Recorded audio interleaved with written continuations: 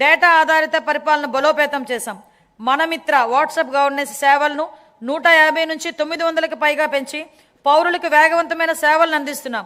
దీని ద్వారా పౌరుల ప్రభుత్వ కార్యాలయాల భౌతిక సందర్శన గణనీయంగా తగ్గడమే కాకుండా నిర్ధారించిన సమయంలో సేవలను పొందగలుగుతున్నారు. ఏప్రిల్ 1, 2026 నుంచి చేనేత కార్మికులకు నెలకు 200 యూనిట్లు, పవర్లూమ్ కార్మికులకు 500 యూనిట్ల వరకు ఉచిత విద్యుత్ అందించనున్నాము. దీనివల్ల 1,00,000కు పైగా కుటుంబాలు లాభపడతాయి. పరిశ్రమలు మరియు వాణిజ్య శాఖకు 3,161 కోట్లు, మౌలిక సదుపాయాలు మరియు పెట్టుబడుల శాఖకు 1,283 కోట్లు, సమాచార సాంకేతికం, ఎలక్ట్రానిక్స్ మరియు కమ్యూనికేషన్ శాఖకు 536 కోట్లు ప్రతిపాదిస్తున్నాను. పౌర సరఫరాలు దీపం 2.0 కింద 1.08 కోట్ల మహిళలకు సంవత్సరానికి 3 ఉచిత ఎల్పిజి సిలిండర్లు అందిస్తూ 2,897 కోట్లను వారి ఖాతాల్లో జమ చేశాం. ధాన్యం కొనుగోలులో దేశానికి ఆదర్శంగా నిలిచాం. 12 ఫిబ్రవరి 2026 నాటికి 8.54 లక్షల రైతుల ఖాతాల్లో 10,580 కోట్ల జమ అయ్యాయి. ఇదంతా కూడా ఒక్కరోజు వ్యవధిలోనే జరిగింది. వితిన్ 24 అవర్స్ రికార్డు స్థాయిలో 9,740 కోట్ల నగదు వారి ఖాతాల్లోకి జమ చేయడం జరిగింది. అందులో 55% 8 గంటల్లో చెల్లించడం మా వేగం, పారదర్శకత నిదర్శనం. 2026-27లో పౌర సరఫరాల శాఖకు 3,821 కోట్లు ప్రతిపాదిస్తున్నాం. సామాజిక సంక్షేమం, గిరిజన, బీసీ, మైనార్టీల సంక్షేమం. అభివృద్ధి అంటే కేవలం భవనాలు కాదు, గౌరవప్రదమైన జీవనమే అసలైన అభివృద్ధి. గౌరవనీయ ముఖ్యమంత్రి గారి హృదయానికి అత్యంత సన్నిహితమైన అంశం సంక్షేమం. సంక్షేమం అనేది కేవలం దాతృత్వం కాదని, అది సమానత్వం, గౌరవం మరియు సామాజిక న్యాయం పట్ల ప్రభుత్వానికి ఉన్న అంకిత భావం అని ఆయన బలంగా నమ్ముతారు. సంక్షేమ కార్యక్రమాలని స్వర్ణాంధ్ర 2047 లక్ష్యాలతో అనుసంధానిస్తూ విద్య, ఆదాయ భద్రత మరియు ఆత్మగౌరవమే కేంద్ర బిందువుగా ఆయన పాలన సాగిస్తున్నారు. ఎన్టీఆర్ భరోసా పెన్షన్ల పంపిణీ రాష్ట్ర సంక్షేమ చరిత్రలో ఎన్టీఆర్ భరోసా పెన్షన్ల పంపిణీ ఒక మైలురాయి. లక్షలాది కుటుంబాలకు పెద్ద కొడుకులా గౌరవనీయ ముఖ్యమంత్రి గారు స్వయంగా లబ్ధిదారుల ఇళ్లకు వెళ్లి పెన్షన్లు అందజేస్తూ వారికి భరోసా కల్పిస్తున్నారు.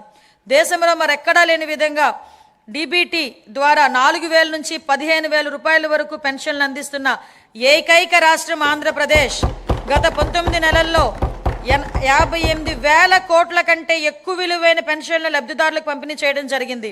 ఆర్థిక ఒత్తిడి ఉన్నప్పటికీ సూపర్ 6ను విజయవంతంగా అమలు చేశాం. ఎస్సీ, ఎస్టీ, బీసీ, ఈడబ్ల్యూఎస్, మైనార్టీలకు fee reimbursement, post matric scholarships, auto డ్రైవర్ల సేవలో, మత్స్యకార సేవలో ఉచిత విద్యుత్ వంటి పథకాలు అమలు చేస్తున్నాం.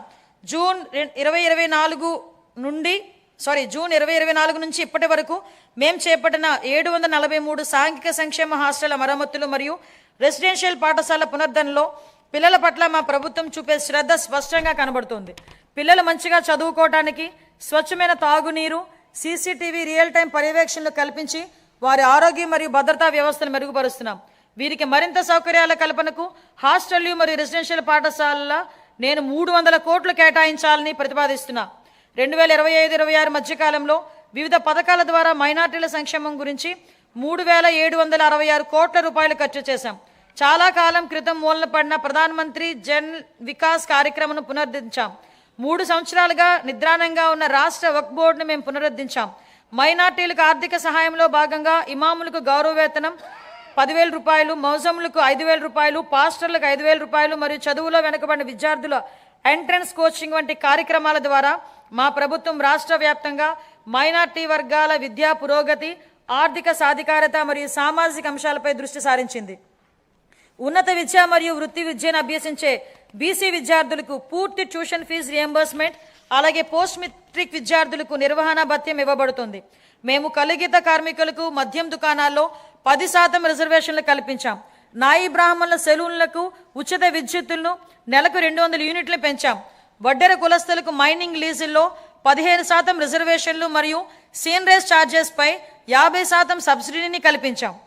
మహిళా సంక్షేమం డాక్టర్ బిఆర్ అంబేద్కర్ గారు ఇలా అన్నారు: ఒక సమాజం యొక్క పురోగతిని మహిళలు సాధించిన పురోగతి స్థాయి ద్వారా నేను కొలుస్తాను. స్వర్గీయ ఎన్టీ రామారావు గారు మహిళలకు ఆస్తిలో సమాన వాటా కల్పించగా మా ప్రభుత్వం ఉద్యోగాలు మరియు విద్యా సంస్థల్లో మహిళలకి 33% రిజర్వేషన్లు అమలు చేసింది. స్వర్ణాంధ్ర 2047 దార్శనికతను సాధించడంలో మహిళలు ప్రధాన పాత్ర పోషిస్తున్నారు. సంవత్సరానికి ఆశించిన 15% వృద్ధి రేటును సాధించడానికి ఆర్థిక కార్యకలాపాల్లో వారి భాగస్వామ్యాన్ని పెంచడం చాలా ముఖ్యం. గౌరవనీయ ముఖ్యమంత్రి ఒక సంవత్సరంలో 1 లక్ష మంది మహిళా వ్యవస్థాపకులను సృష్టించాలని లక్ష్యంగా పెట్టుకున్నారు. వన్ ఫ్యామిలీ వన్ ఎంటర్‌ప్రెన్యూర్ చెరువు కింద స్వయం సహాయక సంఘాలను మహిళలను చిన్న మరియు మధ్యతరహా వ్యవస్థాపకులుగా మార్చుతున్నారు. జూన్ 2024 నుంచి మేము ప్రవేశపెట్టిన అనేక సంస్కరణల ద్వారా మహిళలకు అనేక ప్రోత్సాహకాలు అందించాం. ప్రస్తుత సంవత్సరంలో మా ప్రభుత్వం 9,958 అంగన్వాడీ కేంద్రాలను అప్గ్రేడ్ చేసింది. 4,687 మినీ అంగన్వాడీలను ప్రధాన కేంద్రాలుగా అప్గ్రేడ్ చేశాం. అప్గ్రేడ్ చేయబడిన అంగన్వాడీ కేంద్రాల్లో అంగన్వాడీ సహాయకులు నియమించి వంట సౌకర్యాలు మెరుగుపరచబడ్డాయి. ప్రధానమంత్రి జన్మన్ కింద పీవీటీసీ ప్రాంతాల్లో 192 కొత్త అంగన్వాడీ కేంద్రాలు మంజూరు చేయబడ్డాయి. ఇవి 26-27లో పూర్తవుతాయి. అంగన్వాడీ కార్యకర్తలు, సహాయకులు మరియు ఆశా కార్యకర్తలు అంగన్వాడీ కేంద్రాల్లోని పిల్లలకు కీలకమైన సేవలు అందిస్తారు. అందుకు గాను వారి సుదీర్ఘ సేవలను గౌరవిస్తూ మా ప్రభుత్వం వారి పదవి విరమణ సమయంలో గ్రాట్యుటీని అందించడానికి ఉత్తర్వులు జారీ చేసింది. గౌరవ ముఖ్యమంత్రి గారి నాయకత్వంలో వికలాంగుల సమగ్ర అభివృద్ధి కోసం ఇంద్రధనస్సు అనే కార్యక్రమం చేపట్టబడింది. ఇందులో భాగంగా ఉచిత బస్సు ప్రయాణం, సబ్సిడీ పథకాల పునరుద్ధరణ, క్రీడా శిక్షణ, గృహ నిర్మాణం, వినికిడి లోపం ఉన్న వారికి ప్రత్యేక డిగ్రీ కళాశాల మరియు దివ్యాంగుల భవనాలు వంటి ప్రధాన అంశాలు ఉన్నాయి. 2026-27 సంవత్సరానికి నేను ఈ కేటాయింపులను ప్రతిపాదిస్తున్నా. ఎస్సీ కాంపోనెంట్ కోసం 20,644 కోట్లు, ఎస్టీ కాంపోనెంట్ కోసం 9,190 కోట్లు, బీసీ కాంపోనెంట్ కోసం 51,021 కోట్లు, మైనార్టీ వర్గాల సంక్షేమం కోసం 6,090 కోట్లు, మహిళలు మరియు వికలాంగులు మరియు సీనియర్ సిటిజన్ల సంక్షేమం కోసం 4,582 కోట్లు కేటాయించడం జరిగింది. ప్రతిపాదిస్తున్నాం. ఉద్యోగుల సంక్షేమం, ఉద్యోగ సంఘాల నుంచి సలహాలు సూచనలు కోరిన తర్వాత ఉద్యోగుల భవిష్యత్తు నిధి మరియు పెన్షన్ ప్రక్రియలను సజావుగా మరియు కాగితరహితంగా చేస్తున్నాం. ఈ డిపిసి మాడ్యూల్ ద్వారా ప్రమోషన్ ప్రక్రియ ఆన్లైన్ చేయబడింది. ప్రభుత్వ ఉద్యోగులు మరియు పెన్షనర్లకు చాలా కాలంగా పెండింగ్లో ఉన్న బకాయిలను కూడా చెల్లించడం ప్రారంభించింది.